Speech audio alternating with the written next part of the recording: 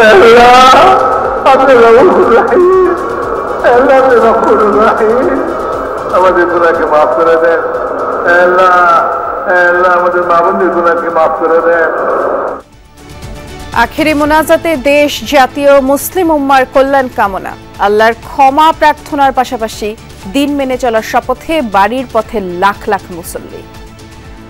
ইমানের সাথে যাতে দুনিয়াতে চলতে পারি, এটাই আমাদের চাওয়া। মুসলমান ভাই ভাই হয়ে যাতে আমরা সবসময় ইস্তেমা করতে পারি। ফিলিস্তিনে দোয়া করি যে ফিলিস্তিনে আল্লাহ তাআলা এই আযাব থেকে উদ্ধার করে। শিক্ষার্থীদের নতুন দলের কমিটিতে জায়গা হবে না আওয়ামী সংশ্লিষ্টদের, বলছেন নেতারা। মৌলিক চাহিদা নিশ্চিতের পাশাপাশি ইশতেহারে গুরুত্ব পাবে সুশাসন ও মানবাধিকার। নতুন নেতৃত্ব তুলে আনার যে সক্ষমতা, সেটাকে নিয়েই আমাদের সামনে আগাতে হবে। আমরা কোনো বিচ্ছিন্ন কোনো অংশে আমরা পড়ে না যাই, সে জায়গায় মানুষের একটা কনসার্নের জায়গা আছে। প্রত্যেকটা বিষয়কেই আমরা এর সাথে সংযুক্ত করব। ব্যবসায়ী ও পণ্য উৎপাদন নিয়ে সঠিক তথ্য না থাকায় নিয়ন্ত্রণে আসছে না বাজার, বলছেন সংশ্লিষ্টরা। ভেজালের ভয়াবহ চিত্র উঠে এলো নিরাপদ খাদ্য কর্তৃপক্ষের গবেষণায়। ইউরোপে প্রবেশে অবৈধ অভিবাসীদের প্রধান রুটে পরিণত হয়েছে লিবিয়া। স্বপ্নযাত্রার নামে দুর্গম এই পথে সবচেয়ে বেশি ঝুঁকি নেয় বাংলাদেশিরা। বিপিএল এর ফিক্সিং কাণ্ডে সত্য অনুসন্ধানে গঠন করা হয়েছে কমিটি, জানালেন উপদেষ্টা আসিফ। বিপিএল ব্যর্থ হওয়ায় দায় নিজ কাঁধে নিলেন বিসিবি সভাপতি।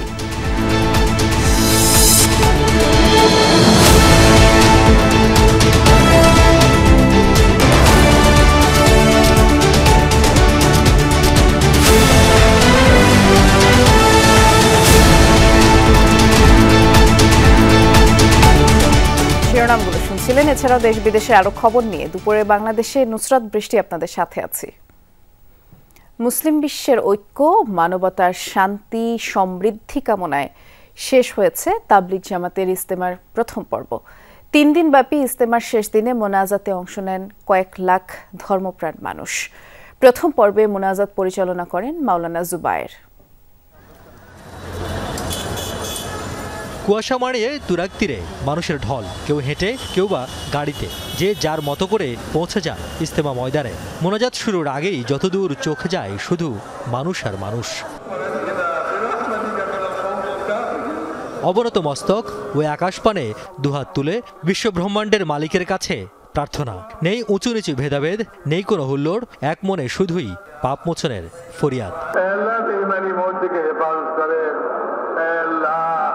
আল্লাহ ইমানের সঙ্গে মওত নসিব করেন। আল্লাহ মওতের পরবর্তী জীবন আল্লাহ বরকতময় করে দেন।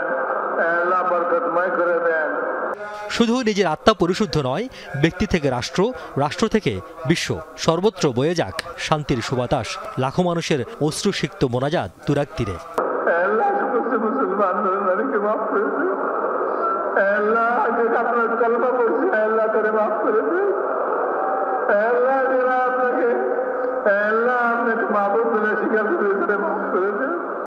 সংকট যুদ্ধ বিগ্রহে ক্লান্ত মুসলিম বিশ্বের জন্য দোয়া করা হয় আখেরি মোনাজাতে। অতীত নেতিবাচক কৃতকর্মের জন্য পানা চেয়ে ইজতেমার শিক্ষা যাতে কাজে লাগে জীবনের সব ক্ষেত্রে, সেই দোয়া ছিল আল্লাহর কাছে। আল্লাহ এই কাজে সমস্ত রুকাওয়াতকে দূর করে দেন। আল্লাহ সমস্ত বাধা বিপত্তিকে দূর করে দেন। আপনার কুদরত অসীম। আল্লাহ আপনি আপনার কুদরত দিয়া সমস্ত রুকাওয়াত আর বাধাকে দূর করে দেন। মোনাজাত শেষে ফিরতি পথ ধরেন আগতরা, বলছেন ইজতেমা যেখানে শেষ সেখান থেকেই ঈমান আমলের দাওয়াতের কাজটা শুরু হলো। তাদের অসুস্থতা দূর করে দেয় এবং মানুষের কোনো হিংসা কিনে না থাকে। আল্লাহ তাআলার কাছে আমি এগুলি চেয়েছি। দিনী ভাইদের কাছে দাওয়াত তাবলীগের নামে যেই প্রচারিত, এটা যে সমস্ত মানুষ আসতে পারে না তাদের কাছে পৌঁছে দেব ইনশাআল্লাহ। দোয়া করলাম যে আল্লাহ তাআলা যেন আমাদের সকলকে যাতে করে এইখান থেকে ভালো কিছু একটা নিয়ে বাসায় গিয়ে এর উপর আমল করার তৌফিক দান করেন। সোমবার থেকে একই স্থানে শুরু হবে দ্বিতীয় পর্বের আয়োজন। পবিত্র কোরআনের সূরা আল ইমরান আল্লাহ বলেছেন, তোমরাই সর্বশ্রেষ্ঠ জাতি, তোমাদেরকে পাঠানো হয়েছে মানব জাতির কল্যাণের জন্য। তোমরা সৎ কাজের আদেশ করবে, অসৎ কাজ থেকে বিরত রাখবে আর আল্লাহর উপর বিশ্বাস রাখবে। মূলত কোরআন এবং হাদিসের এই যে শিক্ষা, সেই শিক্ষা আরেকবার সান্নিধ্য করে নেওয়া হলো ইজতেমার এই ময়দান থেকে। আর এখানকার অর্জিত জ্ঞান বিশ্বের বিভিন্ন প্রান্তের মানুষের কাছে পৌঁছে দিতে ছুটে যাবেন ইজতেমায় আগত মানুষরা।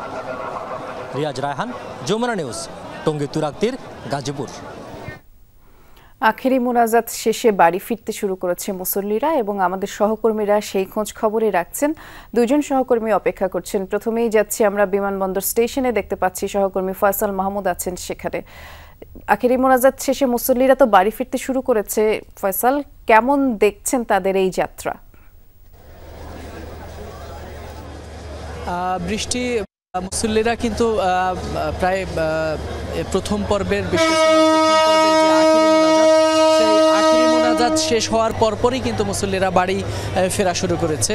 এই পর্বে কিন্তু যদি বলি যে দুটি ভাগেই কিন্তু মুসল্লিরা আজকের এই বিশ্ব ইজতেমার যে প্রথম পর্ব রয়েছে সেখানে অংশ নিয়েছেন। প্রথম একটি কিছু লোক আসলে সেখানে অংশ নিয়েছেন, কিছু ধর্মপ্রাণ মুসল্লিরা অংশ নিয়েছেন মূলত আখেরি মোনাজাতে অংশ নিতে। আর রাজধানী সহ দেশের বিভিন্ন জায়গা থেকে বাকি মুসল্লিরা এসেছেন মূলত বিশ্ব ইজতেমায় যে 3 দিন ব্যাপী তাদের যে আনুষ্ঠানিকতা ছিল সেখানে অংশ নিয়েছেন। তো যদি বলি যে প্রথম দিকের যে আখেরি মোনাজাতে অংশ নেওয়া যে সকল মুসল্লিরা ছিলেন ঢাকা এবং ঢাকার আশপাশের যারা যেখান থেকে এসেছেন তারা মূলত আখেরি মোনাজাত শেষ হওয়ার পরপরই তারা তাদের গন্তব্যে ফিরে গেছেন। তারা কেউ পায়ে হেঁটে, অধিকাংশ লোকই পায়ে হেঁটেই তারা তাদের গন্তব্যে যাওয়ার চেষ্টা করেছেন। তবে বিক্ষিপ্তভাবে আমরা দেখেছি যে ট্রাক বা পিকআপ, বাসে নানাভাবেই তারা নানা উপায়েই গেছেন। এই ছাড়াও কিন্তু ট্রেনে করেও আমরা দেখেছি প্রচুর পরিমাণ কিন্তু মুসল্লিরা তাদের গন্তব্যে তারা পৌঁছার চেষ্টা করেছেন। তবে এই মুহূর্তে আমরা আছি ঢাকার যে বিমানবন্দর রেলওয়ে স্টেশনে, সেখানকার পরিস্থিতি অনেকটা স্বাভাবিক, যেহেতু সকাল 11টা-10টার দিকেই আখেরি মোনাজাত হওয়ার পরপরই বিশ্ব ইজতেমার আনুষ্ঠানিকতা শেষ হয়েছে। তার মধ্যেই কিন্তু ইতিমধ্যেই কিন্তু মুসল্লিরা তাদের গন্তব্যে পৌঁছে গেছেন বা অনেকেই কিন্তু তাদের যাওয়ার চেষ্টা করছেন। ধন্যবাদ, বিস্তারিত জানাচ্ছিলেন ফয়সাল। এবারে যাচ্ছি টঙ্গীতে, দেখতে পাচ্ছি সহকর্মী পলাশ প্রধান অনেকক্ষণ যাবত অপেক্ষা করছেন। পলাশ, যেহেতু সকাল 10টায় আখেরি মোনাজাত শেষ হয়েছে, যেমনটি সহকর্মী ফয়সাল বলছিল যে ইতিমধ্যে অনেক মুসল্লিরা বাড়ি ফিরে গেছেন, আপনি টঙ্গীর যেই চিত্র দেখছেন সেটা একটু আমাদেরকে জানাবেন।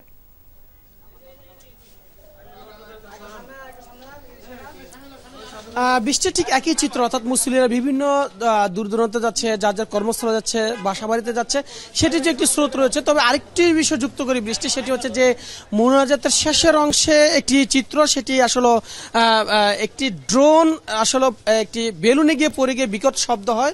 এরপর মোনাজাতের শেষ অংশে কিন্তু হুড়াহুড়ি করে মুসল্লিরা একে অপরের পরে প্রায় এই পর্যন্ত 64 জনের মতো আহত হয়েছে। তাদেরকে প্রাথমিকভাবে চিকিৎসা দিয়ে ভিন্ন ভিন্ন হাসপাতাল থেকে তাদেরকে পাঠিয়ে দেওয়া হচ্ছে। কেউ আবার যারা বেশি আহত রয়েছে তাদেরকে আসলে চিকিৎসা দেওয়ার পর এখানে ভর্তি রয়েছে। এই চিত্র দেখানোর জন্য মূলত আমরা টঙ্গী সরকারি হাসপাতালে আসছি। এখনো কিন্তু তাদেরকে চিকিৎসা দেওয়া হচ্ছে, চিকিৎসা দিচ্ছে এখানে যারা ডাক্তাররা বলছে তারা টঙ্গী সরকারি হাসপাতালে এখনো এখানে প্রায় 42 জনের মতো এখানে চিকিৎসা দিয়ে তাদেরকে বাড়িতে পাঠানো হচ্ছে, এমন তথ্য আমরা পেয়েছি। তবে এখনো সেটি চলমান রয়েছে, অর্থাৎ যারা আসলে মোনাজাত নিচ্ছিল ঠিক শেষের অংশেই তাদেরকে চিকিৎসা হঠাৎ করেই এই বিকট শব্দ হয়। বিকট শব্দ হওয়ার পর তাদেরকে আমরা দেখছিলাম যে যারা মোনাজাতে অংশ নিচ্ছিল হঠাৎ করেই এই শব্দ পেয়ে হুড়াহুড়ি করে একে অপরেই মূলত এই পর্যন্ত প্রায় 64 জনের মতো আহত হয়েছে। বৃষ্টি, একটি অনাকাঙ্ক্ষিত ঘটনা ঘটে গেছে ইতিমধ্যেই। ধন্যবাদ, আপনি বিস্তারিত জানাচ্ছিলেন সেখানকার আপডেট পলাশ। টঙ্গীতে ইজতেমা ময়দানে ড্রোন উড়ে গ্যাস বেলুনের উপর পড়ার ঘটনায় আতঙ্কিত হয়ে অন্তত 60 জন মুসল্লি আহত হয়েছেন, যেমনটি আপনাদের মাত্রই দেখাচ্ছিলাম। সকালে মোনাজাত চলাকালীন সময় একটি ড্রোন গিয়ে পড়ে গ্যাস বেলুনের উপর, এতে বেলুনগুলো বিকট শব্দে ফাটতে থাকে। আতঙ্কিত হয়ে পড়েন এ সময় মুসল্লিরা। হুড়োহুড়ি আর দৌড়াদৌড়ির সময় অনেকেই আহত হন। পরে তাদের টঙ্গী সরকারি হাসপাতালে এবং স্থানীয় প্রাইভেট হাসপাতালে চিকিৎসা দেওয়া হয়।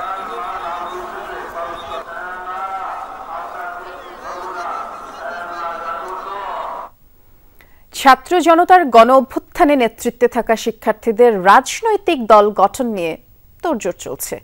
তাদের নতুন দলের ইশতেহারে কি থাকছে, কমিটিতে স্থান পেতে যোগ্যতার মাপকাঠি বা কি হবে, এসব কিছু নিয়ে খোলামেলা কথা বলেছেন জাতীয় নাগরিক কমিটির সদস্য সচিব আক্তার হোসেন ও দলের যুগ্ম আহ্বায়ক আরিফুল ইসলাম আদিব। এরই মধ্যে 270টি উপজেলায় থানা কমিটিও তারা গঠন করেছেন। সহকর্মী লামিয়া তিথির রিপোর্ট, ক্যামেরায় ছিলেন আরেক সহকর্মী শাহরিয়ার সৈকত। দ্বাদশ জাতীয় সংসদ নির্বাচনে অংশ নিতে জুলাই গণ অভ্যুত্থানের সম্মুখ সারির যোদ্ধারা এখন ব্যস্ত নতুন রাজনৈতিক দল গঠনের কার্যক্রমে। শিক্ষার্থীদের এই রাজনৈতিক দল নিয়ে রয়েছে জনমনে প্রত্যাশা। সেখান থেকেই উঠে আসছে নানা প্রশ্ন। কেমন হতে পারে এর রূপরেখা? এরই মধ্যে তাদের নেতৃত্বে জাতীয় নাগরিক কমিটি 270টি উপজেলা থানা কমিটি গঠন করেছে। কাজ চলছে বাকি উপজেলাগুলোতেও কমিটি গঠনের। বৈষম্য বিরোধী ছাত্র আন্দোলনও গঠন করেছে কমিটি। এসব কমিটিতে কারা স্থান পাচ্ছে সদস্য হওয়ার যোগ্যতাই বাকি। তাদের অংশগ্রহণ, সম্পৃক্ততা এবং সেই সাথে নেতৃত্ব দানের যে ক্ষমতা এবং সেই সাথে নতুন নেতৃত্ব তুলে আনার যে সক্ষমতা, সেটাকে নিয়েই আমাদের সামনে আগাতে হবে। আওয়ামী লীগের সাথে সংশ্লিষ্ট কাউকেই এই মুহূর্তে জাতীয় নাগরিক কমিটিতে আমরা আনবার পক্ষপাতী নই। এটা জনগণের চাওয়ার জায়গা হলো যে যারা গণহত্যার সাথে সংশ্লিষ্ট ছিল, যারা নানাবিধ অপরাধ করেছে, তাদের বিচার হতে হবে। 270টির মতন উপজেলা কমিটি, উপজেলা থানা কমিটি আমরা গঠন করা হয়েছে। ফ্যাসিস্ট আওয়ামী লীগের সাথে যারা সরাসরি যুক্ত না, তারা মূলত যে কোনো রাজনৈতিক দল হোক, পূর্বে রাজনৈতিক পরিচয় থাক, তারা অংশগ্রহণ করতে পারেন। আগের তুলনায় রাজনীতিতে আসা নিয়ে তরুণদের আগ্রহ কতটা বেড়েছে? কেনই বা তারা রাজনীতিমুখী হচ্ছেন? তরুণরা এই দলের নেতৃত্ব দিবেন, কিন্তু যারা বয়োজ্যেষ্ঠরা আছেন তাদের পরামর্শগুলো আমাদের জন্য অনেক কাজে দিবে। রাজনৈতিক দলের ক্ষেত্রে এই জায়গাটা অবশ্যই ওপেন থাকবে এবং যে কোনো বয়সে যে কোনো শ্রেণী পেশার মানুষ যাতে যুক্ত হতে পারে সেটা দুয়ার খোলা থাকবে। পড়াশোনা করে অভিজ্ঞতা অর্জন করেছেন, ভালো কিছু অর্জন করেছেন, তারা কিন্তু এখন দেশে আসতে চাচ্ছেন এবং দেশে এসে রাজনীতিতে অংশগ্রহণ করতে চাচ্ছেন। কারণ রাজনীতিটা আগে শুধু দুদলীয় বৃত্ত, বিশেষ করে পরিবারতান্ত্রিক মধ্যে সীমাবদ্ধ ছিল। ফলে এই যে পরিবর্তনটা, এটা আশা করি বাংলাদেশের রাজনৈতিক সমীকরণটা আগামী দিনে পরিবর্তন হবে। প্রশ্ন ছিল, নতুন রাজনৈতিক দলের কোনো ইশতেহার কি তৈরি হয়েছে? এতে গুরুত্ব পাচ্ছে কি কি? আইনের শাসন, নাগরিক অধিকার, বিচার বিভাগের স্বাধীনতা এবং ক্ষমতার ভারসাম্য, সাংবিধানিক প্রতিষ্ঠানগুলোকে নিরপেক্ষ করা এবং শক্তিশালী করা, এই বিষয়গুলো লক্ষ্য রাখা হবে। জনগণকে আমরা কি দিব, কে কি দিতে পারছে, অফার কি করছে এবং তারা সেটা তারা করতে পারছে কিনা পাওয়ারে গিয়ে, সেটার ভিত্তিতে আসলে জনগণ নির্বাচন করবে এবং তাদের ভোট সেই হিসেবে কাউন্ট হবে। সেবার যে জায়গাগুলো আছে, সে সেবাগুলো যাতে মানুষ সবসময় সঠিকভাবে পায়। ইতিহাসের বাতাবরণগুলোতে আমরা কোনো বিচ্ছিন্ন কোনো অংশে আমরা পড়ে না যাই, সেই জায়গায় মানুষের একটা কনসার্নের জায়গা আছে। প্রত্যেকটা বিষয়কেই আমরা এর সাথে সংযুক্ত করব। ছাত্রদের নতুন রাজনৈতিক দল আগামী নির্বাচনে কাঙ্ক্ষিত পরিবর্তনের সূচনা ঘটাবে এমন প্রত্যাশা সকলের। লামিয়া তিথি, যমুনা নিউজ, ঢাকা। সুচিকিৎসা ও ক্ষতিপূরণের দাবিতে আঙ্গারগাঁয়ের সড়কে অবস্থান নিয়ে আজও বিক্ষোভ করছেন জুলাই আগস্ট গণ অভ্যুত্থানে আহতরা। সকাল 11টা থেকে শুরু হওয়া কর্মসূচিতে ওই এলাকায় তীব্র যানজট দেখা দিয়েছে। আমাদের সহকর্মী সুমাইয়া ঐশী সেখানেই আছেন, দেখে আসতে চাই এখনকার কি অবস্থা। ঐশী, দেখতে পাচ্ছি আপনাকে। যানজটের কথা যে দর্শকদের জানাচ্ছিলাম, সেই চিত্র তো জানাবেনি। আহতরা কি বলছেন? এর আগেও তো তারা বিক্ষোভ করেছিলেন।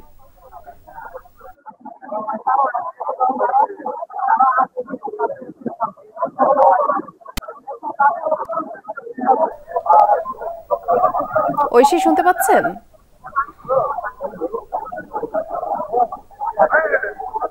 আমরা দেখতে পাচ্ছি সেখানে আমার সহকর্মী সুমাইয়া ঐশী অপেক্ষা করছেন। খুব সম্ভবত তিনি আমাকে শুনতে পাচ্ছেন না। দর্শক, আপনাদের যেমনটি বলছিলাম যে জুলাই আগস্ট গণ অভ্যুত্থানে যারা আহত হয়েছে তারা সেখানে বিক্ষোভ করছে।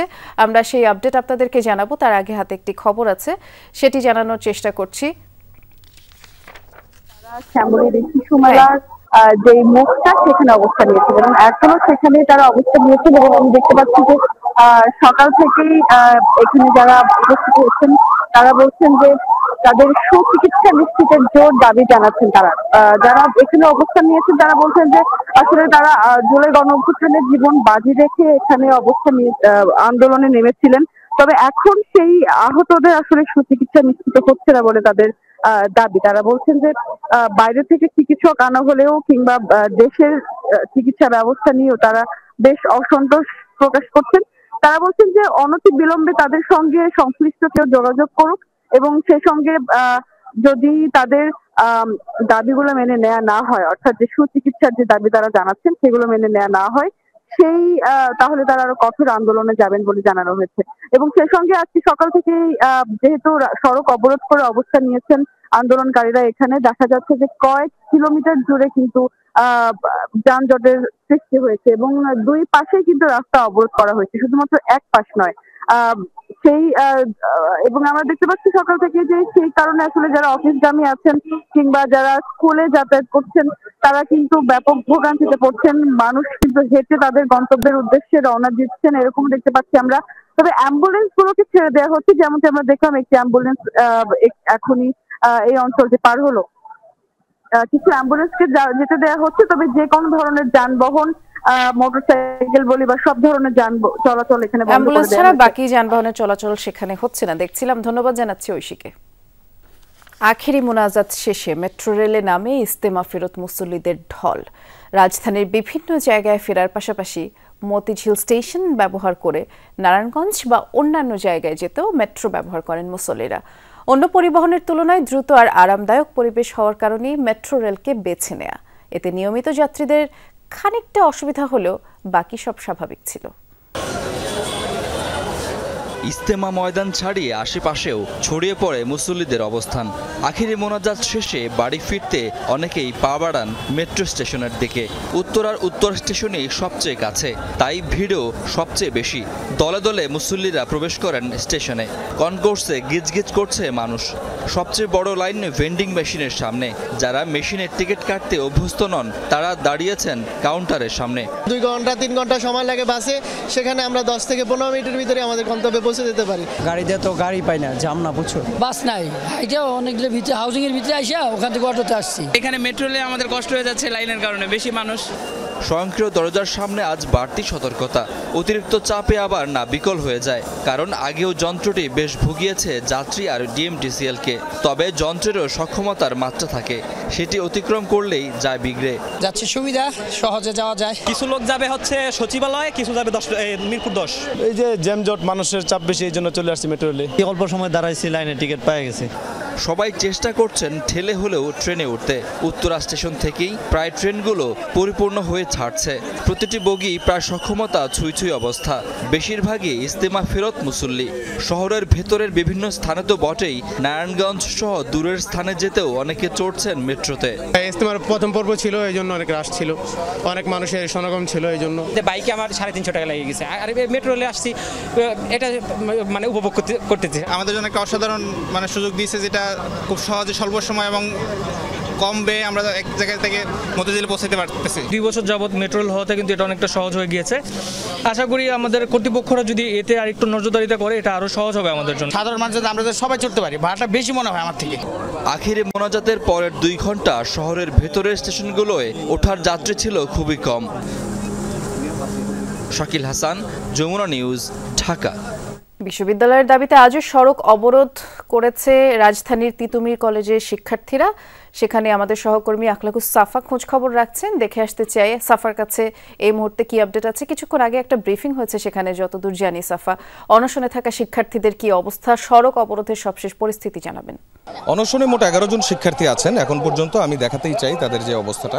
কিছুক্ষণ আগে এখানে সরকারি কর্মচারী হাসপাতাল থেকে একটি চিকিৎসক দল ডাক্তার রাসেল আহমেদের নেতৃত্বে তারা এখানে এসেছিলেন এবং এখানে এসে এই 11 জনের যে শারীরিক অবস্থা, সেই শারীরিক অবস্থার সম্পর্কে কিছুক্ষণ আগে আমাদেরকে ব্রিফ করেছেন। এই চিকিৎসক দল এর আগের 4 দিন ধরেই কিন্তু তারা এই যে অনশনরত শিক্ষার্থীরা আছেন তাদের চিকিৎসা দিয়ে আসছেন। আমরা এখন পর্যন্ত ডাক্তার যেটি বললেন সেটি হচ্ছে এই 11 জনের মধ্যে 3 জন যাদের অবস্থা খুবই আশঙ্কাজনক, অর্থাৎ যেহেতু ডিহাইড্রেশনের একটি সমস্যা হয়েছে।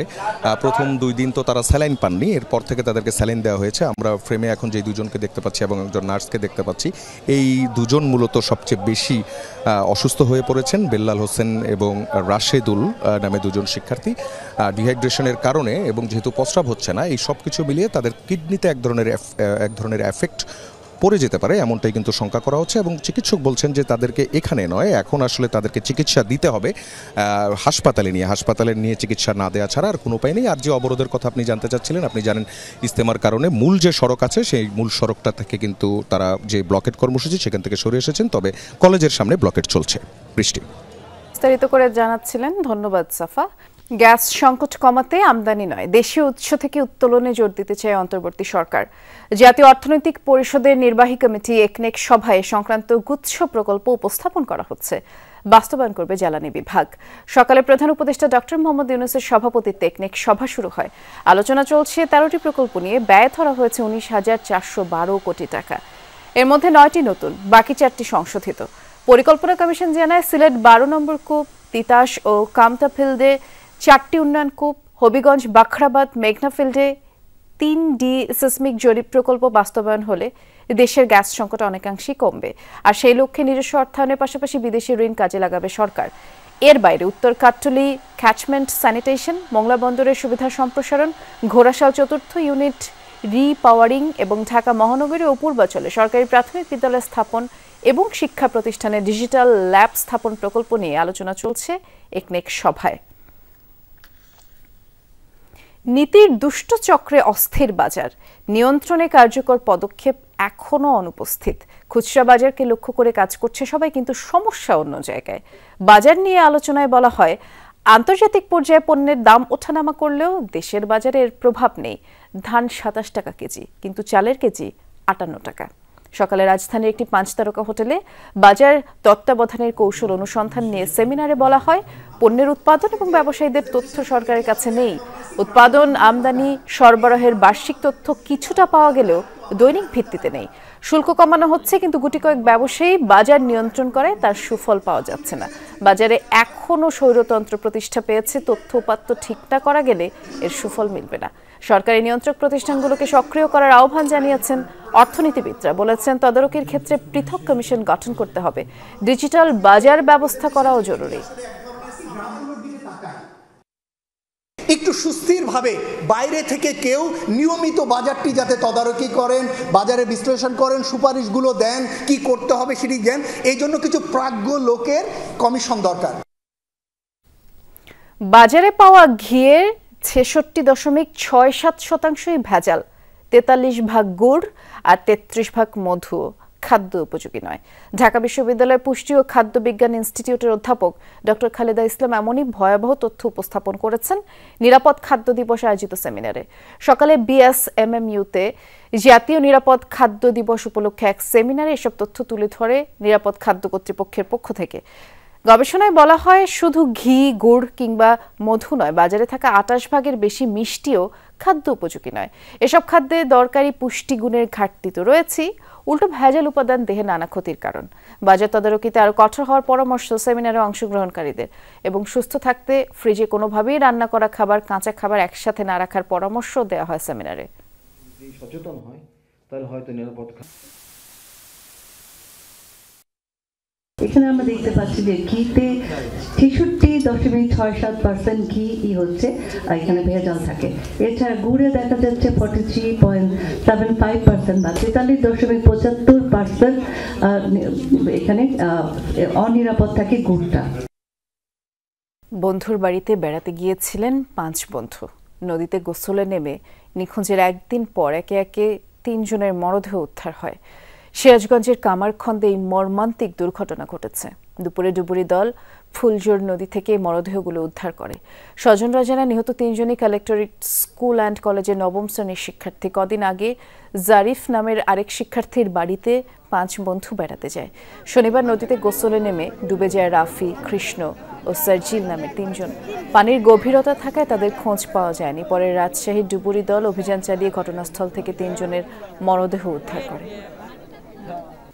নাটোরের সিংড়ায় মসজিদের সিঁড়িতে এক ব্যবসায়ীকে গুলি করার ঘটনায় এখনো কোনো মামলা হয়নি। পুলিশ জানায়, শনিবার ভোরে উপজেলার পারুহারপাড়া গ্রামে এই ঘটনা ঘটেছে। স্থানীয় ধান ও চাল ব্যবসায়ী ওসমান গনি ফজরের নামাজের জন্য মসজিদে ওঠার সময় তার পেছন থেকে কে বা কারা গুলি ছুঁড়ে। স্থানীয়রা আহত অবস্থায় তাকে প্রথমে উপজেলা স্বাস্থ্য কমপ্লেক্সে, পরে রাজশাহী মেডিকেলে নিয়ে যায়। এই ঘটনার পর মসজিদ এলাকায় তল্লাশি চালায় সেনা সদস্যরা। ঘটনাস্থল থেকে প্রায় 8 কিলোমিটার দূরে পরিত্যক্ত টিনের ঘর থেকে একটি চাইনিজ পিস্তল, একটি ম্যাগাজিন, 1 রাউন্ড গুলি উদ্ধার করে। জড়িতদের শনাক্তে কাজ চলছে। বিদেশে ফোন করার খরচ বাড়ানো হচ্ছে, এ বিষয়ে নিয়ন্ত্রক সংস্থারও সায় আছে। বিশ্লেষকদের মতে স্তরভিত্তিক টেলিনেটওয়ার্ক সিন্ডিকেটের পকেট ভারী করতে এই উদ্যোগ নেওয়া হয়েছে। আওয়ামী লীগ সরকারের প্রভাবশালীরা এই সিন্ডিকেট তৈরি করেছিল, যা এখনও সক্রিয়। প্রযুক্তিবিদরা বলছেন, বাটন ফোন ব্যবহারকারী নিম্ন আয়ের মানুষরাই মূলত ভয়েস কল ব্যবহার করছেন, তারাই ডিভাইস বৈষম্যের শিকার। সিদ্ধান্তটি চূড়ান্ত অনুমোদনের জন্য টেলিযোগাযোগ মন্ত্রণালয়ে পাঠিয়েছে বিটিআরসি। হোয়াটসঅ্যাপ, মেসেঞ্জার সহ নানা প্রযুক্তি সুবিধার বাইরেও সরাসরি মোবাইল নেটওয়ার্কের মাধ্যমে প্রতি মাসে বাংলাদেশ থেকে বিদেশে ভয়েস কল যায় 50 লাখ মিনিটের বেশি। এর বেশিরভাগই কল করেন স্বল্প আয়ের মানুষেরা, অর্থাৎ যাদের কাছে স্মার্টফোন নেই। মোবাইল অপারেটরদের তথ্য বলছে, বাটন ফোনধারীর এই সংখ্যা 6 কোটির বেশি। দূরপ্রবাসে স্বজনদের সাথে কথা বলতেই তারা সরাসরি ভয়েস কল করে থাকেন। এই গ্রাহকদের বিদেশে কল করার খরচ বাড়ছে। মধ্যপ্রাচ্য, মালয়েশিয়া, ইউরোপ, আমেরিকা সহ বিশ্বের 229টি দেশে কল করার জন্য গড়ে 20% বেশি বাড়তি খরচ দিতে হবে। আন্তর্জাতিক আউটগোয়িং কলের রেট বৃদ্ধির এই সিদ্ধান্ত নিয়েছে নিয়ন্ত্রক সংস্থা বিটিআরসি। নেটওয়ার্কের স্তর কমিয়ে গ্রাহকের খরচ কমানোর পরামর্শ মোবাইল অপারেটরদের। এই ট্যারিফটা পুনর্নির্ধারণ করার চেয়েও জরুরি ছিল আপনার এই লেয়ারগুলোর আদৌ প্রয়োজন আছে কিনা, যদি থেকে থাকে তাহলে কনজিউমার সেটা কতটুকু বহন করবে, এবং এই ক্ষেত্রে আপনার পুরো ইকোসিস্টেমে কনজিউমারের উপর ইম্প্যাক্টটা কত হবে এটাও বিবেচনা করে দেখা। এখানে লেয়ারের কারণেই কিন্তু বেশিরভাগ ক্ষেত্রে জটিলতাগুলো তৈরি হয়। সো আমরা মনে করি যে এখানে যদি ডাইরেক্ট ইন্টারাকশন হতো, সরকারের রেভিনিউ বাড়তো এবং কনজিউমারেরও সাশ্রয় হতো। বিটিআরসির কমিশন সভায় ডলারের দর বৃদ্ধি এবং সরকারের রাজস্ব বৃদ্ধির পাশাপাশি আইজিডব্লিউ অপারেটরদের ব্যবসা টিকিয়ে রাখার স্বার্থে আন্তর্জাতিক কল রেট বাড়ানোর সিদ্ধান্ত নেওয়া হয়েছে। প্রযুক্তিবিদদের অভিযোগ, গ্রাহকের বাড়তি খরচের মুনাফা যাবে আইজিডব্লিউ অপারেটর হয়ে বিগত আওয়ামী লীগ আমলে বিধি বহির্ভূতভাবে গঠিত আইওএফ সিন্ডিকেটের পকেটে। এই যে রেটটা বাড়ানো হলো, এই বাড়ানোতে হয়তো কিছু কিছু গোষ্ঠীর কোনো একটা ইন্টারেস্ট রক্ষা হবে। যারা ইন্টারন্যাশনাল কল করবে তাদের উপরে একটা বাড়তি বোঝা হচ্ছে, এবং কিছু কিছু গোষ্ঠী কিন্তু যত কল জেনারেট করছে তার থেকে একটা বেনিফিটও পাচ্ছে, যে কিছু কল কমেও যেতে পারে। মোবাইল নেটওয়ার্কে খরচ বৃদ্ধির পাশাপাশি বিভিন্ন দেশে পালস প্রতিও বেশি খরচ করতে হবে। কিছু দেশে 1 সেকেন্ড কথা বললেও পুরো মিনিটের খরচ দিতে হবে, এমন সিদ্ধান্ত নেওয়া হয়েছে বিটিআরসির কমিশন সভায়। মাসুদুজ্জামান রবিন, যমুনা নিউজ, ঢাকা। গত এক দশকে অবৈধ অভিবাসীদের ইউরোপ যাত্রায় প্রধান রুটে পরিণত হয়েছে লিবিয়া। উন্নত জীবনের আশায় জীবনের ঝুঁকি নিয়ে দুর্গম পথ পাড়ি দেয় অভিবাসন প্রত্যাশীরা। মানব পাচারকারীদের প্রলোভনে প্রতি বছর এশিয়া, আফ্রিকা ও মধ্যপ্রাচ্য থেকে লাখ লাখ মানুষ ইউরোপ প্রবেশে এই সেন্ট্রাল মেডিটেরিয়ান রুট বেছে নেয়। ফ্রন্টেক্সের তথ্য, এই তালিকার শীর্ষে বাংলাদেশিরা। তবে তাদের স্বপ্নযাত্রা অনেক সময় পরিণত হয় মৃত্যুযাত্রায়। ভূমধ্যসাগরের উপকূলে লিবিয়ার ব্রেগা থেকে উদ্ধার করা হয় 20 অভিবাসন প্রত্যাশীর মরদেহ। হতভাগ্যদের সাথে ছিল না কোনো নথিপত্র। রেড ক্রিসেন্ট সহ বিভিন্ন সংস্থা বলছে, মরদেহগুলো বাংলাদেশিদের হওয়ার সংখ্যাই বেশি। অবৈধভাবে ইউরোপে প্রবেশের আকাঙ্ক্ষায় লিবিয়া থেকে ভূমধ্যসাগর পাড়ি দিয়ে যাওয়ার পথটি পরিচিত সেন্ট্রাল মেডিটেরিয়ান রুট হিসেবে। উন্নত জীবনের আশায় ঝুঁকিপূর্ণ এই পথে যাত্রার প্রবণতা বেড়েছে আশঙ্কাজনক হারে। দক্ষিণ এশিয়া, মধ্যপ্রাচ্য ও আফ্রিকার দেশগুলোর রাজনৈতিক অস্থিরতা আর অর্থনৈতিক সংকটের জেরে বিপজ্জনক রুট বেছে নিচ্ছেন অভিবাসন প্রত্যাশীরা। আর এই তালিকার শীর্ষে বাংলাদেশিরা। ইউরোপের সীমান্তরক্ষী বাহিনীর সমন্বয়ের দায়িত্বে থাকা ফ্রন্টেক্সের তথ্য অনুযায়ী 2009 থেকে 2024 সাল পর্যন্ত ভূমধ্যসাগর পাড়ি দিয়ে ইউরোপে প্রবেশ করেছেন অন্তত 83,000 বাংলাদেশি। কেবল গত বছরই এই পথে ইতালি যাওয়ার চেষ্টা করে 13,000-এর বেশি বাংলাদেশি। ঝুঁকিপূর্ণ এই যাত্রা মৃত্যুর কারণ হয়েছে বহু মানুষের। প্রাণে বাঁচলেও ইউরোপ যাত্রার স্বপ্নভঙ্গ হয়েছে গভীর সমুদ্রে। ইউরোপের পথে ট্রানজিট হিসেবে বিবেচিত লিবিয়া পরিণত হয়েছে মানব পাচারের বাজার হিসেবে। দালালের খপ্পরে পড়ে মানবেতর পরিণতি হয়েছে অনেকেরই। ইউএনএইচসিআর-এর তথ্য অনুযায়ী গত বছর ভূমধ্যসাগর পাড়ি দিয়ে ইউরোপে প্রবেশের চেষ্টার সময় মৃত্যু বা নিখোঁজ হয়েছে 2,500-এর বেশি মানুষের। Dorothy Tasrin, Jamuna news.